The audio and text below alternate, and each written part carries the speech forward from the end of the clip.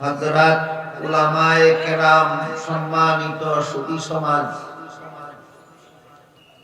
দূর দূরান্ত থেকে আগত সর্বস্তরের মুসলমান ভাইয়েরা আমার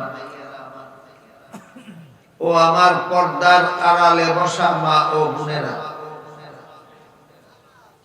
পবিত্র কোরআনের সর্বমোট 114 সূরার মধ্যে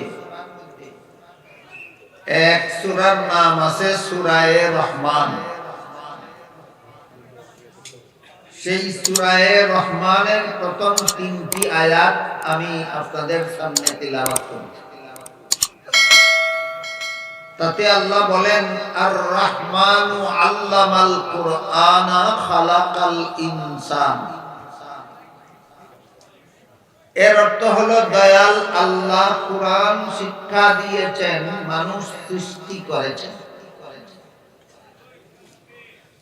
প্রথম আয়াত হলো আর রহমান, এর অর্থ হলো দয়াল আল্লাহ।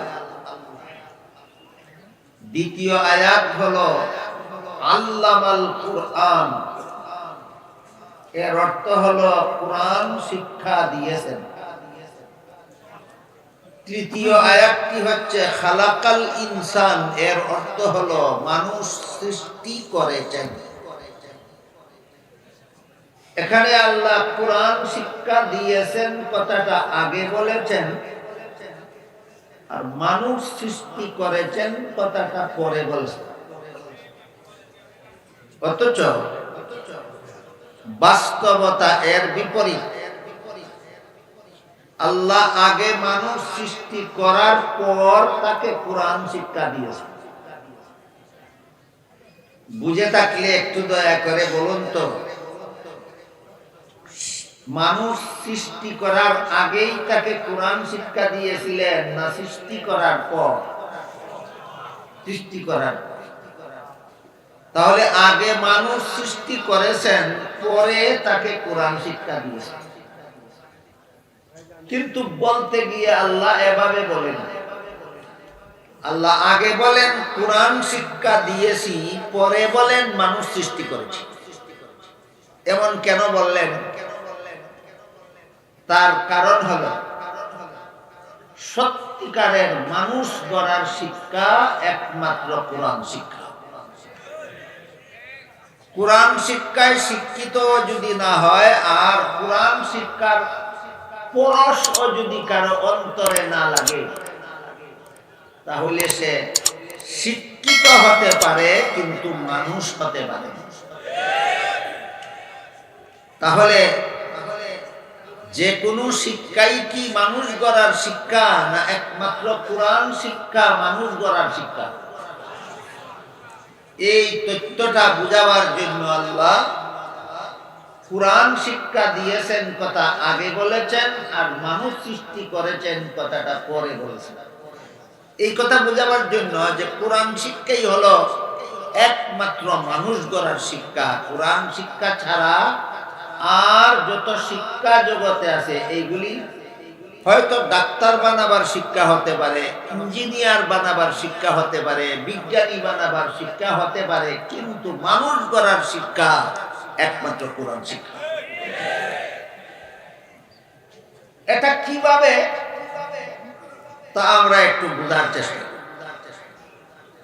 আমি আশা করি আপনারা অনেকেই জানেন যে বর্তমান দুনিয়াতে যে সমস্ত ইহুদি খ্রিস্টানের দেশ আছে, সেই দেশগুলিতে শিক্ষা ব্যবস্থা আমাদের বাংলাদেশের তুলনায় অনেক উন্নত মানের এবং অনেক শক্তিশালী, অনেক বলিষ্ঠ শিক্ষা ব্যবস্থা।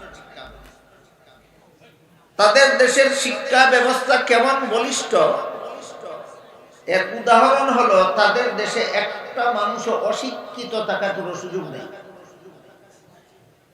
প্রতিটি সন্তানকে তার মা বাবার পক্ষ থেকে 7 বছর বয়সে স্কুলে লেখাপড়া করার জন্য ভর্তি করাতেই হয়,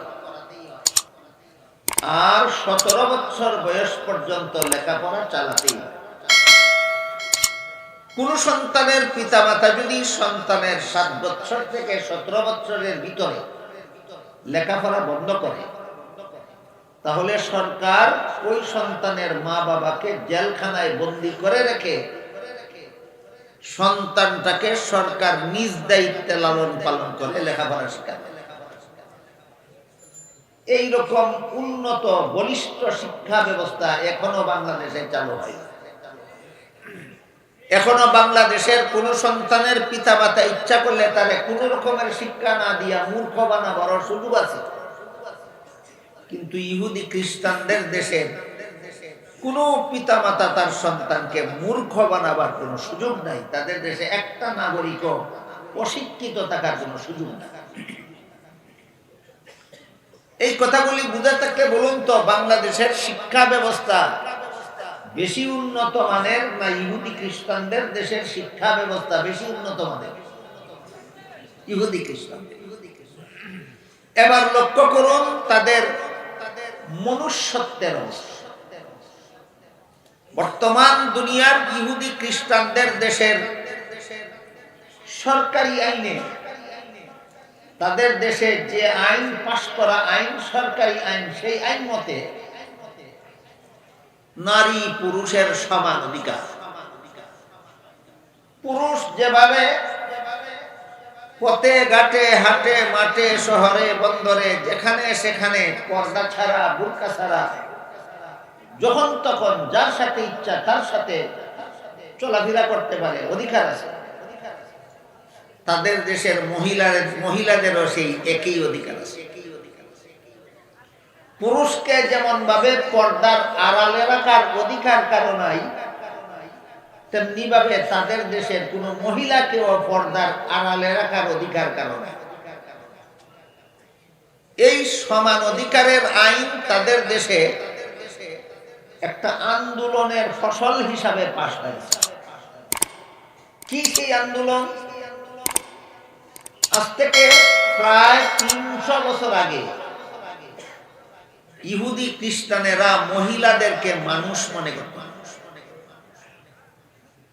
এরা মনে করত আল্লাহ যেভাবে গরু, ছাগল, হাঁস, মুরগি নামের বিভিন্ন জন্তু সৃষ্টি করেছেন মানুষের উপভোগের জন্য, তেমনি ভাবে আল্লাহ নারী নামের এক প্রকার জন্তু সৃষ্টি করেছেন মানুষের উপভোগের জন্য। এরা গরু ছাগলের মতো জানোয়ার, এই নারীরা মানুষ নয়।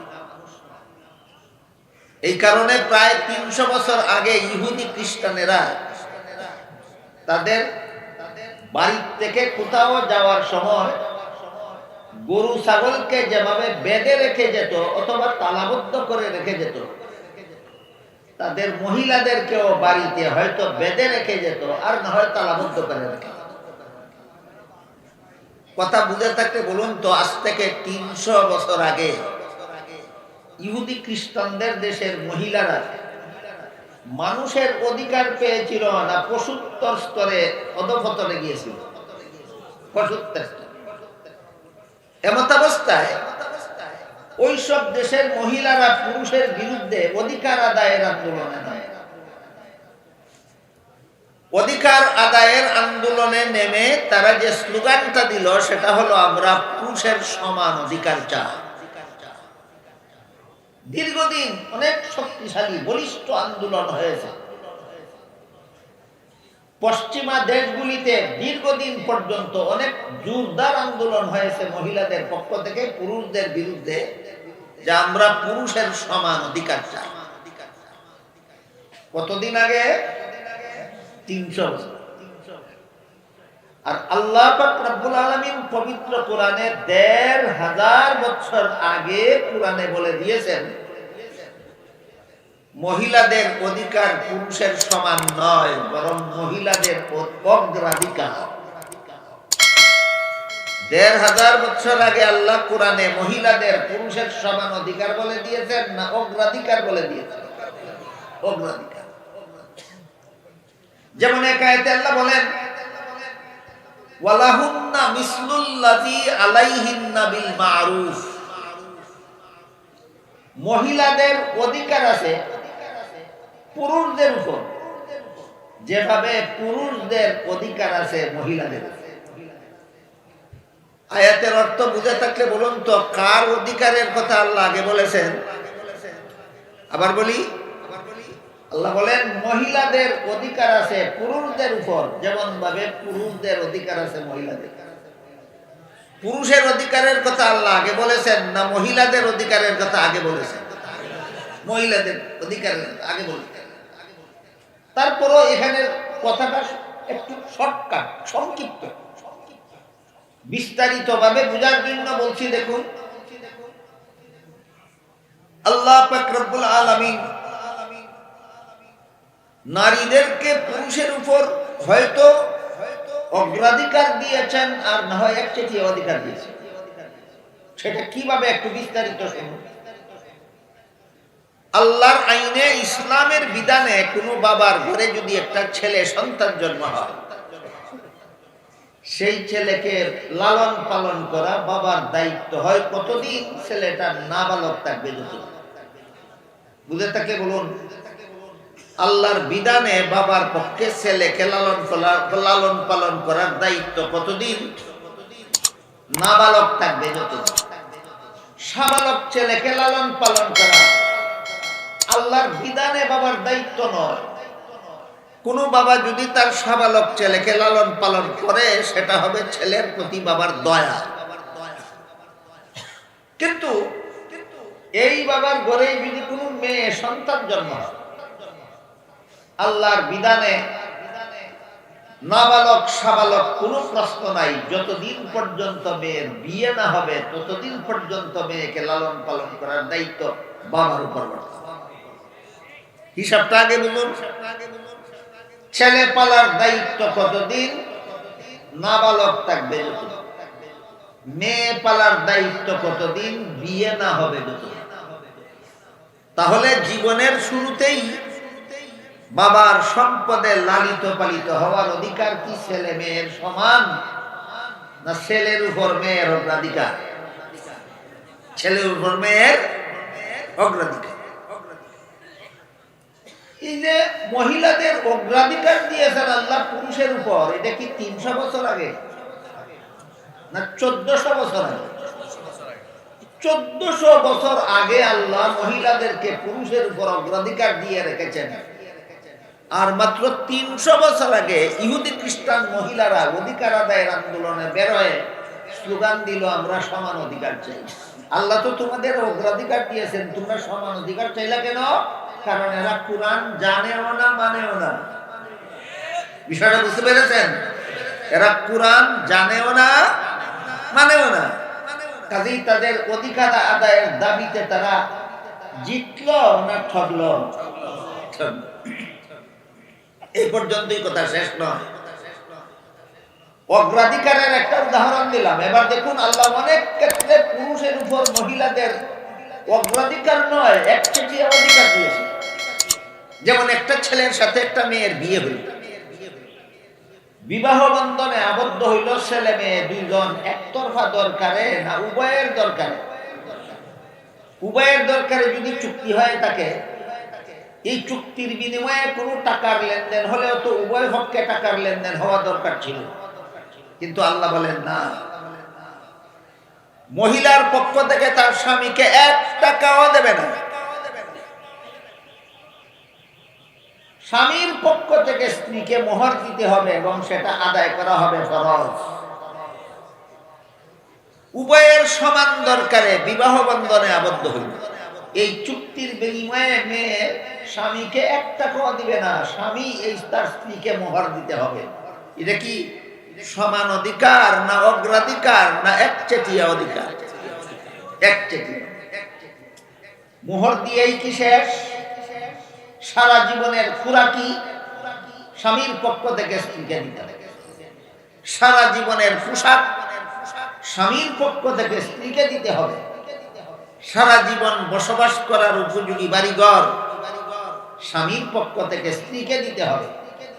এগুলির নাম কি অধিকার? একচেটিয়া অধিকার।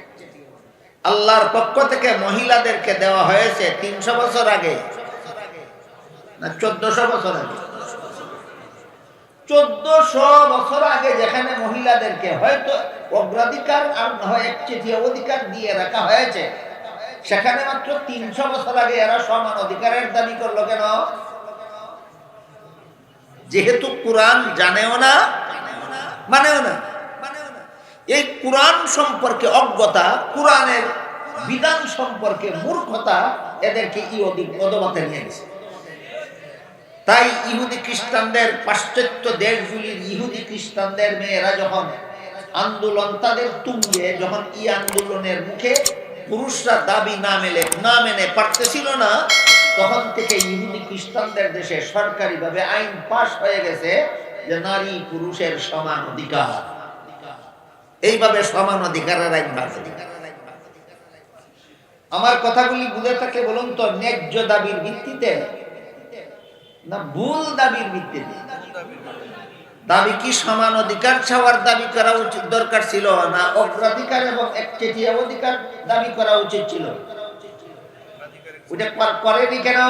কারণ কোরআন জানেও না, মানে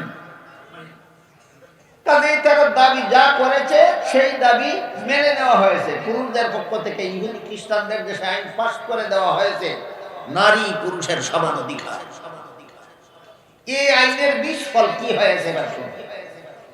এই আইনের বিস্ফল হয়েছে এই, পুরুষ যদি একা একা সারা রাত হোটেলে থাকতে পারে, মহিলারও সেই অধিকার থাকবে, যেহেতু সমান অধিকার।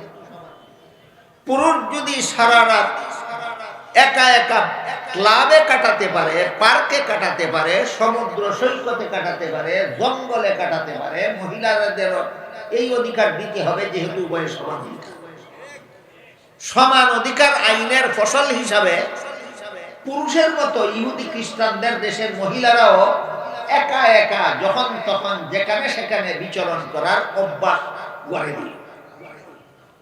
এর বিস্ফল হিসাবে তাদের মান, সম্ভ্রম, সতীত্ব পথে ঘাটে লুণ্ঠিত হয়ে গেল।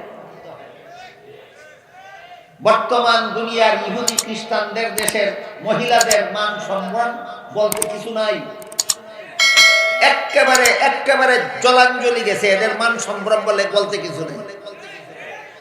সমান অধিকারের দাবিতে একটা মহিলা একটা পুরুষের সাথে হোটেলে থাকে, তার মান ইজ্জত সেখানেই লুণ্ঠিত হয়ে যায়।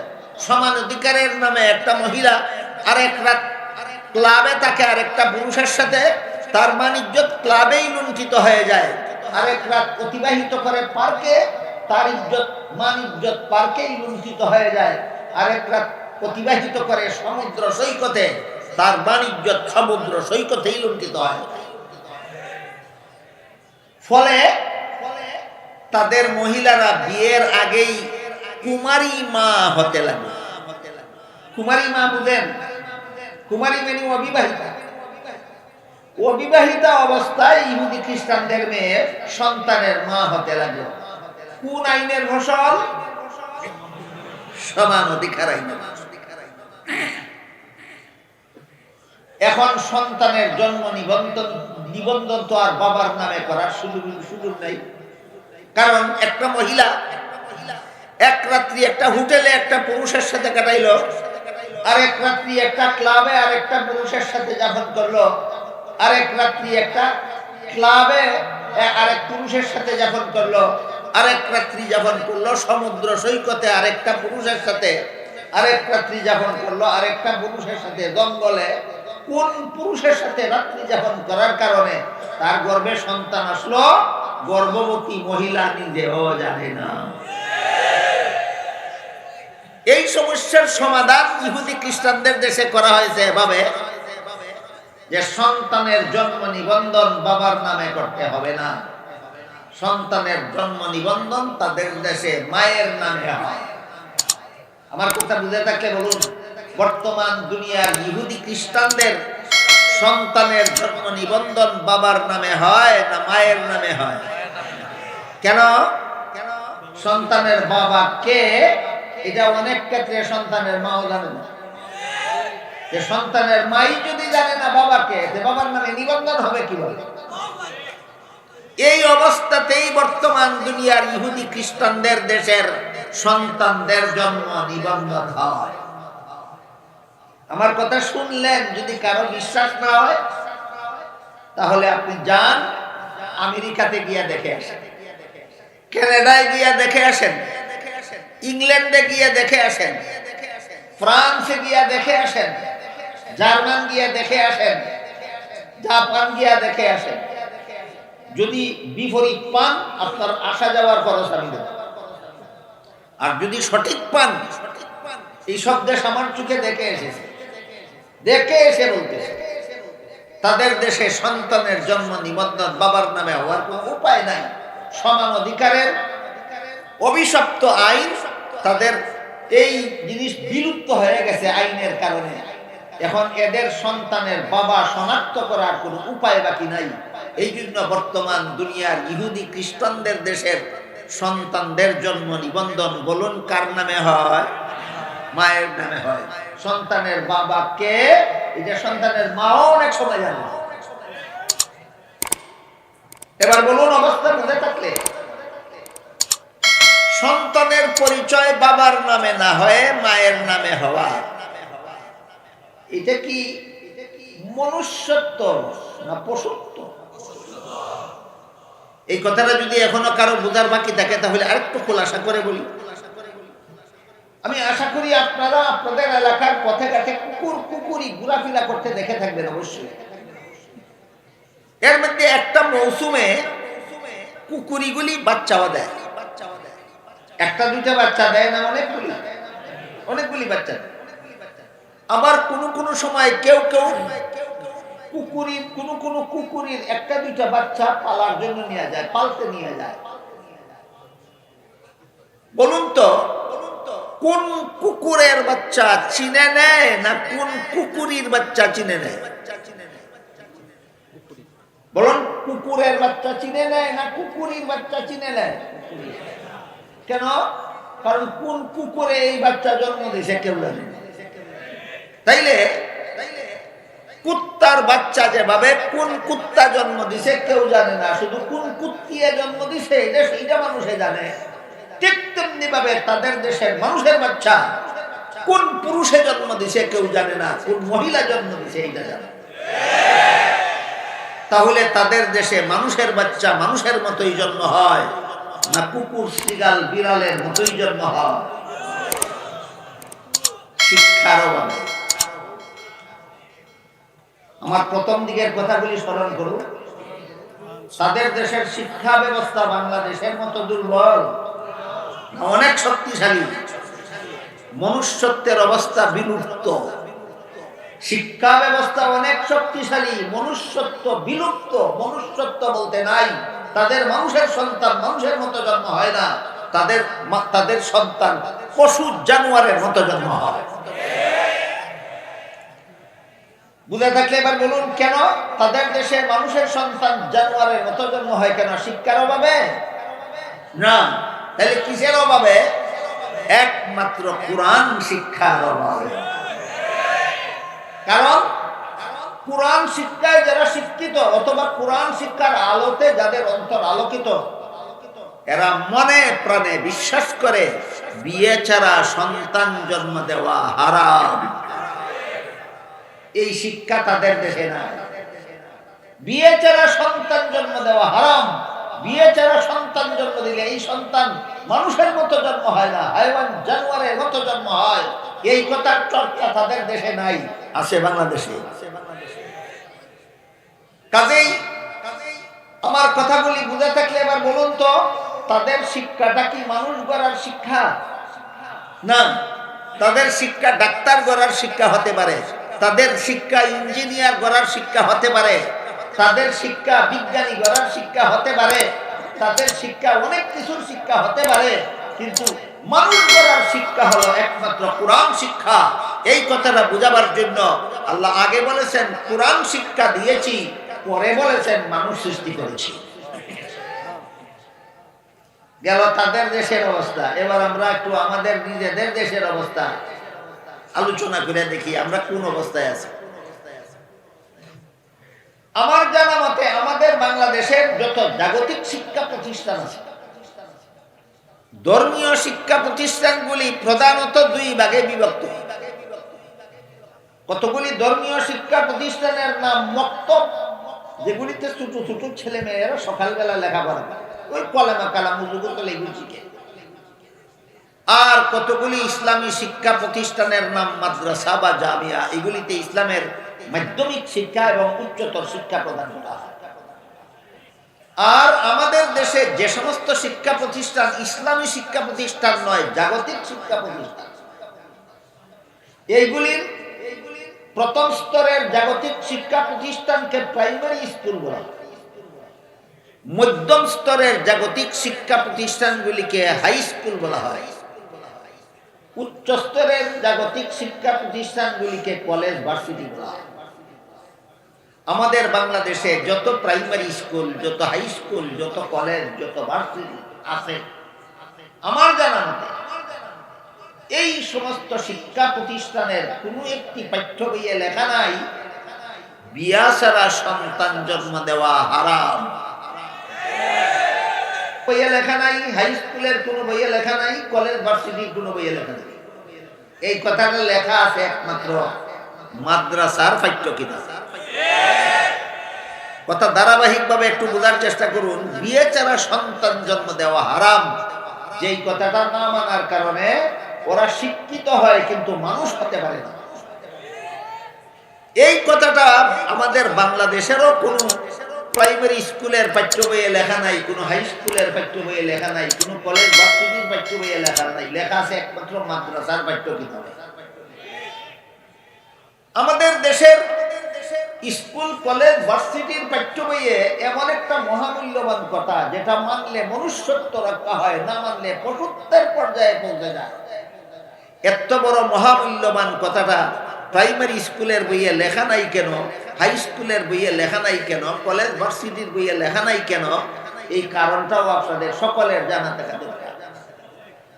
আমাদের দেশে স্কুল কলেজের সিলেবাস তৈরি করার জন্য যাদের হাতে দায়িত্ব দেওয়া হয়, এরা অত্যন্ত সুপরিকল্পিতভাবেই এমন একটা সিলেবাস তৈরি করে সরকারের হাতে তুলে দেয়, যে সিলেবাস নিয়ে লেখাপড়া করলে মুসলমানের সন্তান ডক্টর আহমদ শরীফ হতে পারে, যে সিলেবাস নিয়ে লেখাপড়া করলে মুসলমানের সন্তান তসলিমা নাসরিন হতে পারে, যে সিলেবাস নিয়ে লেখাপড়া করলে মুসলমানের সন্তান কবি শামসুর রহমান হতে পারে, যে সিলেবাস নিয়ে লেখাপড়া করলে মুসলমানের সন্তান সাহিত্যিক সালমান রুশদি হতে পারে। একজন সাহিত্যিক, একজন কবি, একজন ডাক্তার, আর একজন ডক্টর। যে চারজনের নাম বললাম, এই চারজন মানুষকে আপনারা কেউ চিনেন? চিনে থাকলে বলুন তো এদের চারজনের সমষ্টিগত পরিচয় কি? এক শব্দে চারজনের কি পরিচয়? হ্যাঁ, তাইলে আপনাদের বিষয় জানা আছে। এক শব্দে এই চারটার পরিচয় হলো চারোটা নাস্তিক। চারোটা কি? নাস্তিক। এবার বলুন নাস্তিক কাকে বলে আপনারা কি জানেন? অনেকেই হয়তো জানেন, অনেকে হয়তো নাও জানতে পারেন। তাহলে আমি আপনাদের একটু পরিচয় দেই নাস্তিক কাকে বলে। ডক্টর আহমদ শরীফ মরণের আগে ওসিয়ত করে গেছিল যে আমি মরলে পরে আমার লাশকে তোমরা গোসল দিবা না, কাফন পরাইবা না, জানাজা পড়বা না, কোনো গুরুস্থানে দাফন করবা না। এই সমস্ত কাজ ওই সমস্ত মূর্খ লোকেরা করে যারা ধর্মের নামে অবান্তর কার্যকলাপে লিপ্ত, ধর্মের নামে অন্ধবিশ্বাসীরা এই সমস্ত কার্যকলাপ করে। এই সমস্ত ধর্মান্ধরা মনে করে লাশকে গোসল দিয়ে, কাফন পরিয়ে, জানাজা পরিয়ে গুরুস্থানে দাফন করলে কবর জগতে অনেকটা শান্তি পাবে, আল্লাহর পক্ষ থেকে মুনকার নাকির ফেরেশতার সওয়ালের জবাব সহজে দিতে পারবে, কবরের আযাব গজব থেকে রক্ষা পাবে, হাসরের মাঠে হিসাব সহজ হবে, জাহান্নাম থেকে বাঁচতে পারবে, আল্লাহ তাদেরকে জান্নাতে দিবেন। এগুলি হলো ধর্মান্ধদের অন্ধবিশ্বাস। আসলে কবরে সওয়াল জবাব বলতে কিছু নাই, কবরে আযাব গজব বলতে কিছু নাই, হাসর নসর বলতে কিছু নাই, সারা জীবনের সকল কাজের হিসাব নিকাশ বলতে কিছু নাই, পরকাল বলতে কিছু নাই, জান্নাত জাহান্নাম বলতে কিছু নাই, আল্লাহ বিল্লাহ বলতে কিছু নাই। খামোখা আমাকে এই পরকালে পরকালের এই সমস্ত কল্পিত জিনিস পাওয়ার জন্য আমাকে এই সমস্ত শেষকৃত্য তোমরা কেন করবা? এগুলি ফালতু, এগুলি ধর্মের নামে অন্ধত্ব। এই আমি ধর্মান্ধ নই, আমি আলোকিত শিক্ষিত। কাজে আমি মরলে পরে আমার লাশকে তোমরা গোসল দিবা না, কাফন পরাইবা না, জানাজা করবা না, গুলস্তানে দাফন করবা।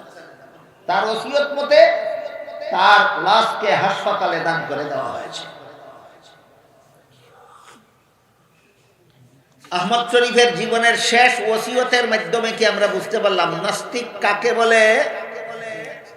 যারা পরকালে বিশ্বাসী, অবিশ্বাসী, যারা জান্নাত জাহান্নামে অবিশ্বাসী, যারা হাসর নাসর হিসাব নিকাশে অবিশ্বাসী, যারা আল্লাহতে আল্লাহর রাসূলে অবিশ্বাসী, এদেরকে বলে নাস্তিক।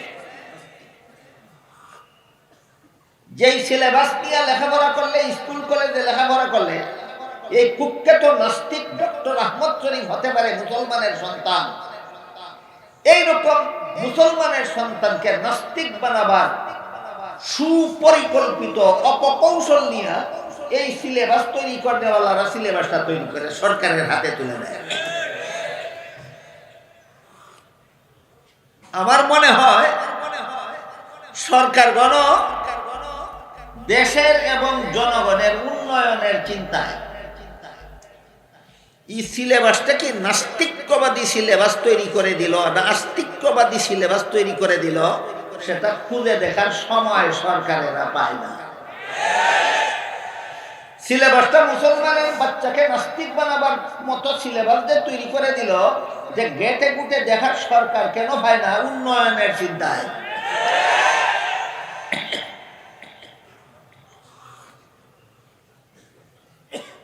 তাহলে এই ডক্টর আহমদ শরীফ ইহুদি খ্রিস্টানদের দেশের স্কুল কলেজে পড়ে ডক্টর আহমদ শরীফ হয়েছে না বাংলাদেশের কলেজ ভার্সিটিতে পড়ে? বাংলাদেশের কলেজ ভার্সিটিতে পড়ে এর মতো নাস্তিক হলো কেন? কারণ আমাদের দেশের এই স্কুল কলেজের সিলেবাস তৈরির জন্য যাদের হাতে দায়িত্ব দেওয়া হয়, এরা অত্যন্ত সুপরিকল্পিতভাবেই এমন একটা সিলেবাস তৈরি করে সরকারের হাতে তুলে দেয়, যে সিলেবাস নিয়ে লেখাপড়া করলে মুসলমানের সন্তান ডক্টর আহমদ শরীফ হতে পারে।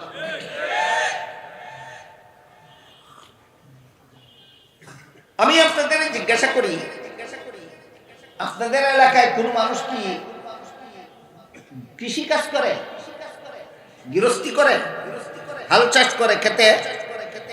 যেই বলদ দ্বারা হাল চাষ করে, এই বলদ কোনো কোনো সময় মরে গেলে কেউ বলদকে গোসল দেয়, কাফন পরায়, জানাজা করে, গুরুস্থানে দাফন করে। তাইলে বলদ মরলেও গোসল নাই, আহমদ শরীফ পড়লেও গোসল নাই। বলদেরও কাফন নাই, আহমদ শরীফেরও কাফন নাই। বলদেরও জানাজা নাই, আহমদ শরীফেরও জানাজা নাই। বলদেরও গুরুস্থান নাই, আহমদ শরীফেরও গুরুস্থান নাই। কেন? দুইজনে বেশ কম কত? দুইজনে বেশ কম কত? বেশ কম নেই। বলদের মতোই। বলদের মতো হইল কেন? অশিক্ষিত হওয়ার কারণে, না কোরআন শিক্ষা থেকে বঞ্চিত থাকার কারণে। তাহলে মানুষ গড়ার শিক্ষা কোনটা? এবার বলুন, ডক্টর আহমদ শরীফ যে ভার্সিটিতে লেখাপড়া করেছে, এটা মানুষ গড়ার শিক্ষা না আহমদ শরীফ গড়ার শিক্ষা? মানুষ গড়ার শিক্ষা একমাত্র কোরআন শিক্ষা। এই কথাটা বোঝাবার জন্য আল্লাহ মানুষ বানাইয়া কোরআন শিখাইছি বলেন না, আল্লাহ বলেন কোরআন শিখাইয়া মানুষ বানাইছি। গেল আহমদ শরীফের পরিচয়। এবার আসেন তসলিমা নাসরিনের পরিচয়। তসলিমা নাসরিন অনেকগুলি সাহিত্য বই লিখেছে, উপন্যাস। আল্লাহর দোহাই দেয়া বলি, করবেন না তারা। পড়লে আপনারা নাস্তিক হতে বাধ্য হবেন, বেঈমান মুরতাদ হতে বাধ্য হবেন। কারণ এই টার্গেট নিয়েই এই তসলিমা বইগুলি লিখেছে। তসলিমা নাসরিন বাংলাদেশে থাকাকালে একবার ঘোষণা দিয়েছিল, কোরআনে অনেকগুলি ভুল আছে, এগুলি যদি মৌলবীরা সংশোধন করতে পারে তাহলে আধুনিক যুগে কোরআন চালু থাকতে পারে। কোরআনের ভুলগুলি যদি মৌলবীরা সংশোধন করতে পারে না, তাহলে আধুনিক জ্ঞান বিজ্ঞানের যুগে এই কোরআন হবে অচল।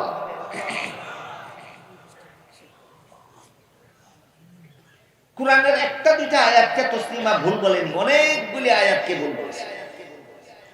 এর মধ্যে একটা আয়াতের উদাহরণ আমি আপনাদের সামনে তুলে দেব।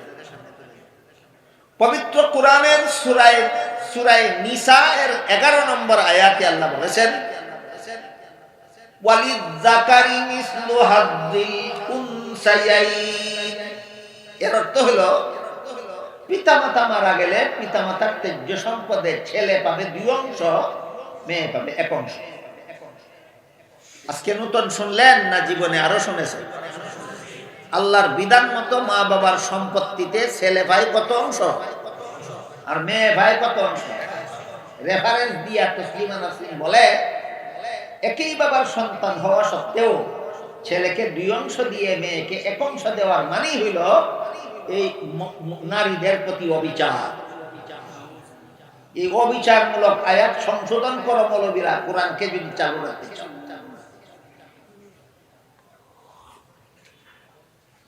তাহলে তসলিমা কোরআনের যত আয়াতকে ভুল বলেছে এর মধ্যে একটা আয়াত হলো সূরা নিসার 11 নম্বর আয়াত। কারণ হলো এই আয়াতে ছেলেকে 2 অংশ আর মেয়েকে 1 অংশ দেওয়া হয়েছে। আসলে নারী পুরুষের সমান অধিকার। ছেলেকে 2 অংশ দিলে মেয়েকেও সেই অধিকার দিতে হবে, 2 অংশ মেয়েকেও দিতে হবে। পরবর্তী কথাগুলি আমি বলার আগে আপনাদের জিজ্ঞেস করতে চাই, আমাদের সমাজ থেকে তসলিমা নাসরিন পালিয়ে গেছে বেশ কিছুদিন আগে, কয়েক বছর আগে। এরপর থেকে বাংলাদেশের আর কোন জ্ঞান পাপী নারী পুরুষের সমান অধিকার দাবি করে না, করে কিনা? করে। এই দাবির ভিত্তিতেই তো তসলিমা কোরআনকে ভুল বলেছিল। নারী পুরুষের সমান অধিকার জিগির তুলেই তো তসলিমা কোরআনকে ভুল বলেছিল। কোরআনকে সরাসরি ভুল বলার কারণে তখনকার বাংলাদেশের 16 কোটি মুসলমান একসাথে গর্জে উঠেছে। রাতের অন্ধকারে বুরকা পরে তসলিমা বাংলাদেশ থেকে পালিয়ে সুইডেন গেছিল। তো যেই কুলোটা কোরআনকে ভুল বলল, সেই কুলোটা তো বাংলাদেশের মাটি ছেড়ে পালিয়ে গেল। এখন যারা নারী পুরুষ সমান অধিকার বলে, এরা কি তসলিমার ডিম ফুটা বাচ্চা নয়? তাহলে তসলিমা বাংলাদেশ থেকে পালিয়ে যাওয়ার সময় বেশ কিছু ডিম পেরে গিয়েছিল। চলে যাওয়ার পরে ডিমগুলি ফুটে বাচ্চা হয়েছে। বাংলাদেশের তসলিমার ডিম ফুটা বাচ্চা কে কে যদি আপনারা চিনতে চান, শুধু একটা স্লোগানের দ্বারা চিনে নেবেন। এরা বলে আমরা নারী পুরুষের সমান অধিকার চাই। যতটা জ্ঞান পাপী নারী পুরুষের সমান অধিকারের স্লোগান দেয়, প্রত্যেকটা তসলিমার ডিম ফুটা বাচ্চা। আমি আগেই বলেছি, আল্লাহর বিধানে নারী পুরুষের কি সমান অধিকার? না হলে হাঁটা কি হয়তো অগ্রাধিকার, আর না হয়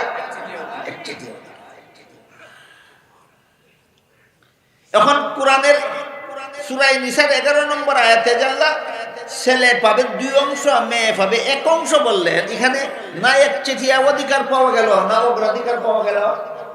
কেমনে 2 অংশ আর 1 অংশ কেমনে অগ্রাধিকার হইল? এই প্রশ্নটা কিন্তু এখনো বাকি রইল না? এবার শুনুন, আল্লাহর বিধানে ছেলের জীবনে খরচের খাত আছে 3টা। 1 নম্বর, সাবালক হওয়ার পর থেকে নিজের লালন পালন। আগেই বলেছি, ছেলে সাবালক হলে লালন পালনের দায়িত্ব বাবার থাকে না, লালন পালনের দায়িত্ব তার নিজেরই। 2 নম্বর, বিয়ে করার পর থেকে বউ পালার দায়িত্ব। ছেলে ফালবে বউ না ছেলের বাপে ফালবে বউ? ছেলে। 3 নম্বর, সন্তানাদি জন্ম হওয়ার পর থেকে সন্তানাদি লালন পালনের দায়িত্ব।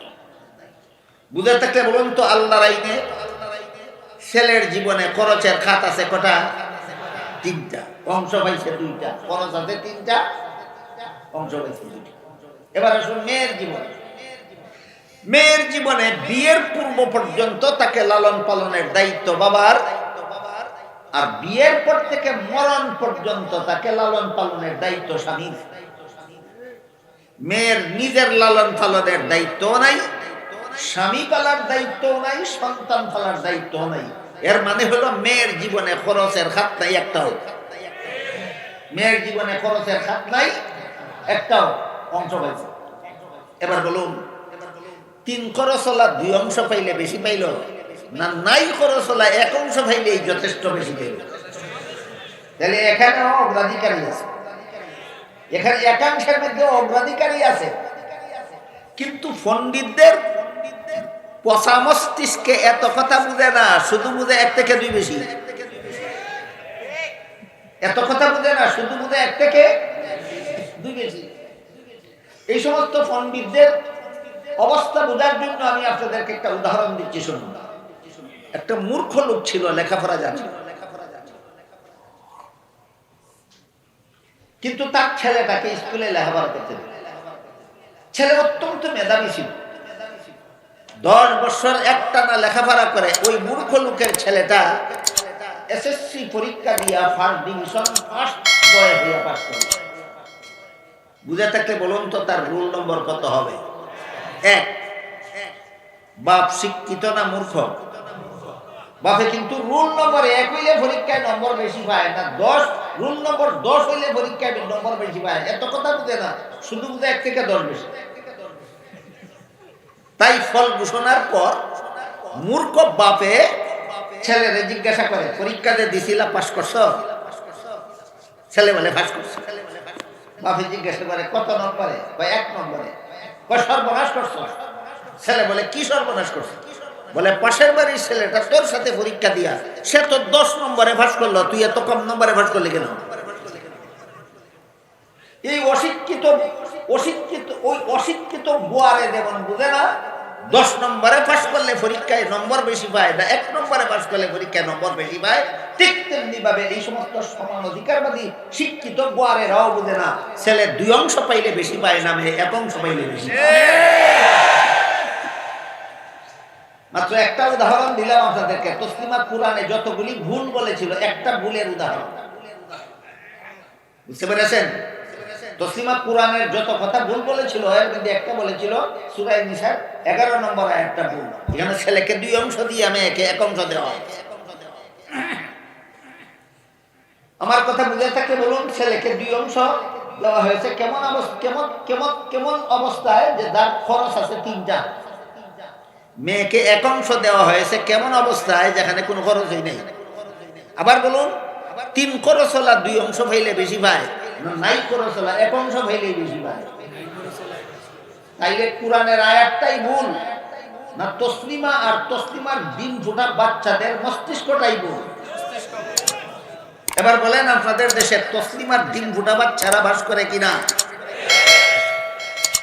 তসলিমার একটু পরিচয় আপনাদের সামনে তুলে ধরলাম।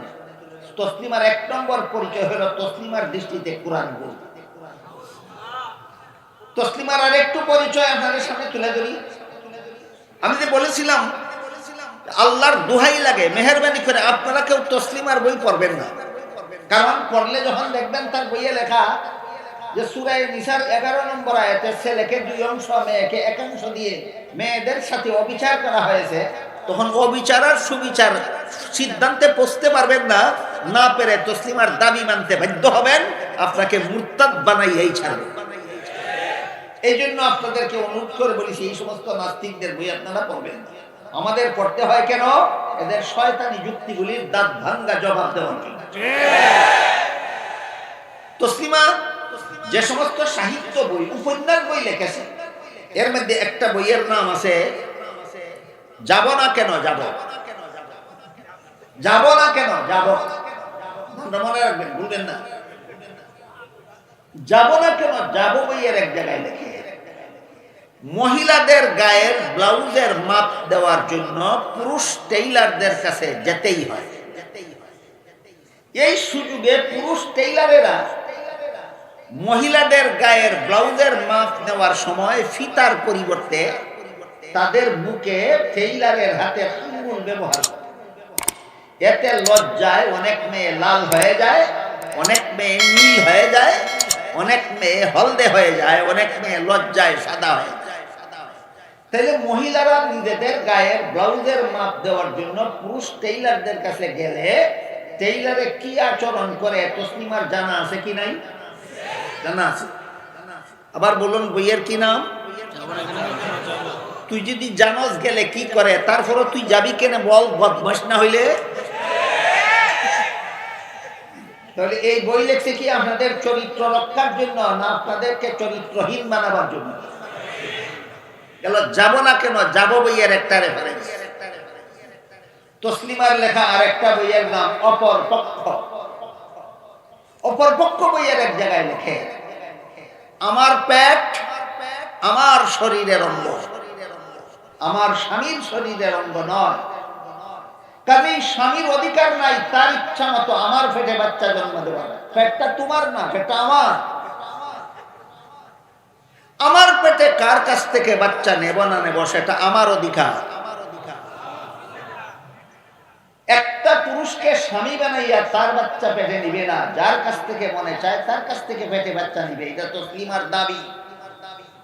কোন বইয়ে দাবি উত্থাপন করেছে? অপরপক্ষ। আমি আপনাদের জিজ্ঞাসা করি, একটা পুরুষকে স্বামী বানাইয়া তার বাচ্চা পেটে নিবে না, যার কাছ থেকে মনে চায় তার কাছ থেকে বাচ্চা পেটে নেবে, এমন পেটের জন্য মানুষের দরকার হয় না? এমন পেট কুত্তিরও থাকে। তাহলে তসলিমার পেটে আর কুত্তির পেটে ব্যবধান কত? এটা কি অশিক্ষিত ছিল? শিক্ষিতটা কুত্তির মতো হইল কেন? কোরআন শিক্ষার অভাব। শিক্ষিতটা কুত্তির মতো হইল কেন? তাহলে শিক্ষিত হইলেই মানুষ হওয়া যায় না, একমাত্র কোরআন শিক্ষার দ্বারাই মানুষ হওয়া যায়। এই কথাটা বোঝাবার জন্য আল্লাহ মানুষ বানাইয়া কোরআন শিখাইছি বলেন না, বলেন কোরআন শিখাইয়া মানুষ বানাইছি। তসলিমার দাবি মতো তসলিমার মধ্যে আর কুত্তির মধ্যে কোনো পার্থক্য থাকে? আমার দৃষ্টিতে থাকে দুইটা। একটা পার্থক্য হলো একটা কুত্তির ঠ্যাং 4টা আর একটা ঠ্যাং 2টা, ওইখানে পার্থক্য। আরেকটা পার্থক্য হলো যেই কুত্তিটার 4টা ঠ্যাং এটা অশিক্ষিত, আর যেটার 2টা ঠ্যাং, 2টা পার্থক্য হওয়া গেল তো। কিন্তু সমান কোন জায়গায়? সমান হইল 4 ঠ্যাঙ্গের কুত্তির যেমন কোরআন শিক্ষা বুঝে না, এই 2 ঠ্যাঙ্গাটাই কোরআন শিক্ষা বুঝে না। ওইটা যেমন জানোয়ার, এটা তেমন জানোয়ার। এবার বলেন এই শিক্ষিতরা কুত্তির মতো জানোয়ারের স্বভাব হইল কেন? শিক্ষার অভাবে না কোরআন শিক্ষার অভাবে? তাহলে কি যে কোনো শিক্ষাই মানুষ গড়ার শিক্ষা না একমাত্র কোরআন শিক্ষা মানুষ গড়ার শিক্ষা? এই তথ্যটা বোঝাবার জন্য আল্লাহ সূরা রহমানের শুরুতে মানুষ বানাইয়া কোরআন শিখাইছি বলেন না, বলেন কোরআন শিখাইয়া মানুষ বানাইছি। বাংলাদেশের শিক্ষা ব্যবস্থা এবং সিলেবাস সম্পর্কে একটু আলোচনা করি। বাংলাদেশের স্কুল কলেজ ভার্সিটির সিলেবাস এমন ভাবে তৈরি করা হয়, যেই সিলেবাস নিয়ে লেখাপড়া করলে মুসলমানের মেয়ে তসলিমা নাসরিন হতে পারে, যেই সিলেবাস নিয়ে লেখাপড়া করলে মুসলমানের ছেলে ডক্টর আহমদ শরীফ হতে পারে। এরপরও আরেকটা কথা আছে, সেটা হইল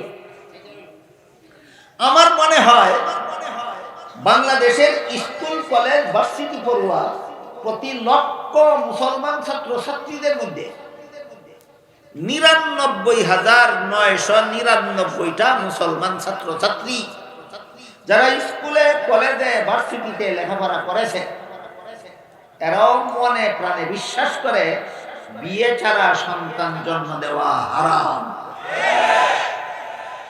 কোথায় লেখাপড়া করেছে? School college. এই কথা কেন বিশ্বাস করে? তাদের পাঠ্য বইয়ে লেখা ছিল। তাহলে বিশ্বাস করে কেন? পাইল কোথায়? এই কথাটা বোঝার জন্য একটা উদাহরণ দিই। দেখুন আপনাদের মাথার উপরে সামিয়ানার নিচে বাতি জ্বলে, আমার উপরে বাতি। এই বাতির আলোকে এই গোটা সমাবেশটা আলোকিত। আপনারা যারা পিছনে বসেছেন আমি তাদের দেখি, যারা পিছনে বসেছেন তারাও এই মঞ্চে আমাকে দেখেন। দেখেন তো আমাকে দেখা যায় কিনা? আমাকে কেন দেখা যায়? আমার গায়ে বাতি জ্বলে না জ্বলন্ত বাতির আলো লাগে? ঠিক তেমনি ভাবে মানুষ গড়ার শিক্ষার বাতি জ্বলে মাদ্রাসায়, সেই বাতির আলো লাগে গিয়া স্কুল কলেজ ভার্সিটি পড়ুয়া মুসলমান ছাত্র ছাত্রীদের অন্তরে। এই কারণে স্কুলে পড়াও, কলেজে পড়াও, ভার্সিটিতে পড়াও মনে প্রাণে বিশ্বাস করে বিয়া ছাড়া সন্তান জন্ম দেওয়া হারাম। যে কোন শিক্ষার আলো? কোরআন শিক্ষার আলো। ইহুদি খ্রিস্টানদের দেশের কলেজ ভার্সিটি পড়ুয়া ছাত্রছাত্রীরা হারাম মনে করে না কেন? সেখানে কোরআন শিক্ষাও নাই, কোরআন শিক্ষার আলো নাই। বাংলাদেশের স্কুল কলেজ ভার্সিটি পড়ুয়া মুসলমান ছাত্রছাত্রীরা এই কথা বিশ্বাস করে কেন? এখানে কোরআন শিক্ষা আছে, কোরআন শিক্ষার আলো আছে। আমি কি আপনাদেরকে বোঝাতে পারলাম বাংলাদেশের মাদ্রাসা শিক্ষার আলো কত সুদূর প্রসারী, কত সুদূর প্রসারী। এই মাদ্রাসা, একমাত্র মাদ্রাসাগুলিতে শিক্ষা দেওয়া হয় বিয়া ছাড়া সন্তান জন্ম দেওয়া হারাম। আল্লাহর কসম, এই কথাটা প্রাইমারি স্কুলের কোনো পাঠ্য বইয়ে পাবেন না, হাই স্কুলের কোনো পাঠ্য বইয়ে পাবেন না, কলেজ ভার্সিটির কোনো পাঠ্য বইয়ে পাবেন না।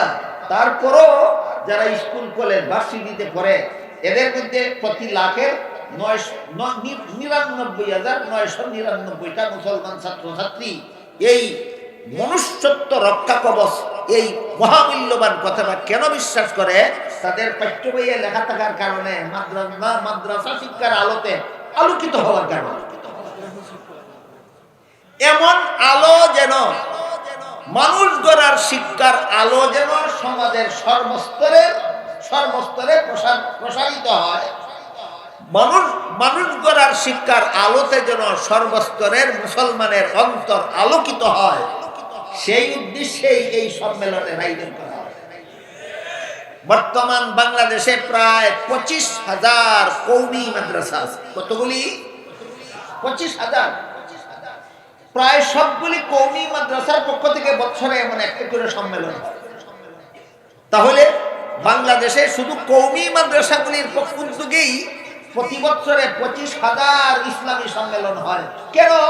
যারা মাদ্রাসা সরাসরি মাদ্রাসা শিক্ষায় শিক্ষিত না, যারা মাদ্রাসার ছাত্র না, যারা কৃষিকাজ নিয়ে ব্যস্ত থাকেন, ব্যবসা নিয়ে ব্যস্ত থাকেন, চাকুরি নিয়ে ব্যস্ত থাকেন, যারা স্কুল কলেজের লেখাপড়া নিয়ে ব্যস্ত থাকেন, তাদের অন্তরকে কোরআন শিক্ষার আলোতে আলোকিত করার জন্য এই সম্মেলন। আপনারা কি মনে করেন যে বর্তমান বাংলাদেশের মাদ্রাসা শিক্ষার আলো মাদ্রাসাতে সীমিত, না সারা দেশব্যাপী ব্যাপৃত? সারা দেশব্যাপী কোরআন শিক্ষার আলোকে ব্যাপক করার উদ্দেশ্যে এই সম্মেলনগুলি করা হয়। আমি দোয়া করি আল্লাহ যেন আপনাদের সকলের অন্তরকে কোরআন শিক্ষার আলোতে আলোকিত করার তৌফিক দান করেন। আপনারা যেন তাদের মতো জানোয়ার না হয়, আপনারা যেন মানুষ থাকতে পারেন। মনুষ্যত্বের শিক্ষা, মানুষ গড়ার শিক্ষা একমাত্র কোরআন শিক্ষা। এই মহামূল্যবান কথা যেন আমরা জীবনে কোনোদিন না ভুলি। আল্লাহ আমাদের সবাইকে তৌফিক দান করুন। আমিন। সুবহানা রাব্বিকা রাব্বিল ইজ্জাতি আম্মা ইয়াসিফুন ওয়া সালামুন আলাল মুরসালিন ওয়ালহামদুলিল্লাহি রাব্বিল আলামিন।